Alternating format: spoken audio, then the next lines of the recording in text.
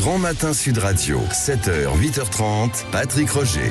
Sud Radio vous explique à 7h47 qu'est-ce qui se passe à la COP28, qui joue les prolongations. Ça bloque sur les énergies fossiles. Nous sommes avec François Gémen, qui est membre du GIEC, qui est professeur HEC, président du Conseil scientifique de la Fondation pour la Nature et l'Homme. Bonjour François Gémen. Bonjour. Vous rentrez de cette COP28, justement.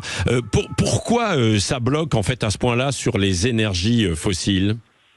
Parce qu'en fait, ce sont deux visions du monde qui s'affrontent entre un bloc de pays emmenés par l'Union européenne qui peuvent envisager leur avenir post-énergie fossile dans une économie décarbonée et d'autres pays qui estiment qu'ils ont encore besoin de ces énergies fossiles. C'est le cas de l'Arabie Saoudite et de la Russie qui sont des exportateurs de gaz ou de pétrole, mais aussi le cas de pays du Sud qui estiment qu'ils ont le droit d'aller puiser dans leurs énergies fossiles pour assurer leur développement. Alors, la bonne nouvelle, c'est que là, la présidence émirati a réussi à trouver une forme de compromis qui reste malgré tout assez ambitieux.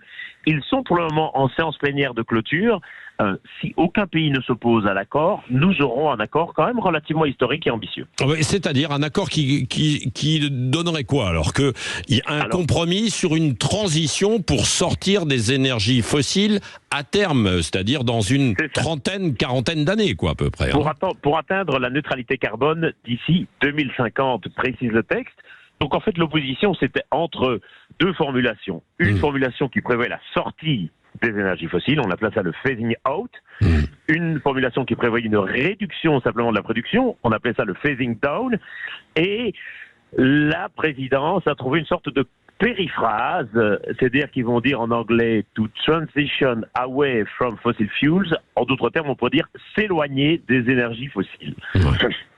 Oui, c'est vrai. Ça reste affaire de diplomatie, bien entendu. Oui, bien sûr. Deux questions encore.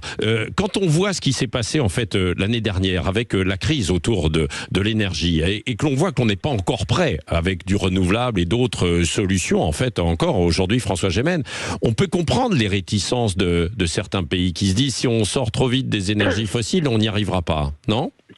Bien sûr, on peut tout à fait comprendre ces réticences. C'est pour ça que ce qui est important, je crois, c'est le calendrier et d'avoir donné une direction claire. Ouais. Il faut bien comprendre que, bien entendu, c'est pas parce qu'on a l'accord à Dubaï que d'un coup les puits de pétrole vont s'arrêter et que les exportations de gaz vont s'arrêter. Simplement, c'est un signal qui est envoyé aux investisseurs pour leur dire voilà ce que sera l'énergie de demain et donc voilà où il faut mettre vos billes, où il faut mettre vos investissements. C'est vraiment une direction, une trajectoire que l'on trace. Bon, et est-ce que c'était une bonne idée de faire ça à Dubaï ? Finalement, a posteriori, oui. On a beaucoup critiqué l'organisation de cette COP, le choix de Dubaï. Reste qu'objectivement, c'est une COP très organisée, très bien préparée par la présidence, et que le texte qui en sort, encore une fois, s'il est approuvé, sera un des textes les plus ambitieux de ces dernières COP, donc ça sera un succès sur toute la ligne. Merci beaucoup François Gémen d'avoir été avec nous pour ces quelques explications sur cet accord qui est en cours de rédaction finale. Ne vendons pas la poule lourde. Oui, non, bien sûr, parce que c'est en cours. Merci d'avoir été avec nous en direct sur Sud Radio.